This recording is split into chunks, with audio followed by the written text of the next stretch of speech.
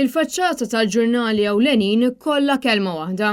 Huwa mument kritiku għall-Gvern ta' Roberta Bela, mument li fih qed tispikka l-inkompetenza tal-Prim Ministru li qed jażel li jkun kompliċi mal-frodi s-ser u t-tixħim ta' dawn l-aħħar 10 snin. Sitwazzjoni li tant iggravat li issa anke stewards daru għall-Gvern bil-kumpanija taqbad u titlaq minn Malta u tħallit l-isptarijiet ftit tal-jiem biss wara li l-qorti qiset dan il-ftehim bħala wieħed fraudulenti. Il-ġurnal The Malta Independent tagħmel referenza għal dak li qalu steward fid-daw ta' dan kollu fejn saħħu li nuqqas tal-Gvern milli jappella id-deċiżjoni tal-qorti juri kemm Roberta Bela jinsab mifxul quddiem in-nuqqasijiet tal-Gvern Laburista stess. Bit-Times of Malta tgħid illi l-impjegati fl-isptarijiet li kienu jaqgħu taħt it-tmexxija ta' steward diġà bdew jieħdu r-ruħ. B'infermiera li tkellmet mal-ġurnal tgħid li issa mittama li l-miljuni ta' flus li ħadet il-kumpanija jibdew imorru għall-investiment veru fis-saħħa tal-poplu Malti wawċi. Dwar din is-sitwazzjoni kummentaw diversi akademiċi u opinjonisti